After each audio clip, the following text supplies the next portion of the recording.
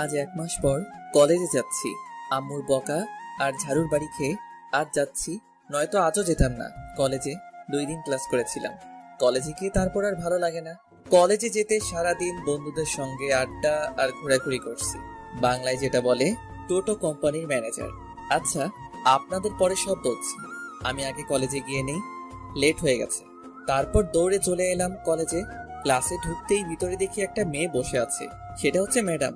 দেখতে একদম পরীর মতো। দেখেই এক বস্তা ক্রাশ খাইছি। একদম পরীর মতো দেখতে। মনের দরজা জানালা সব খুলে গেছে তাকে দেখার জন্য। কিন্তু সেটা তো ভুল হবে ক্রাশ খেলে। না, মনের দরজা জানালা সব বন্ধ করে দিতে হবে। ক্রাশ ভুল করে খাইছি, সে তো আমার থেকে অনেক বড়, আর তো এখনো চকলেট খাই। তাইলে ক্রাশ খাইয়া কি দিন যাইবে? এখন আমার চকলেট খাওয়ার বয়স, প্রেম করার বয়স হয় নাই। তারপর যখন অনুমতি নিতে যাব,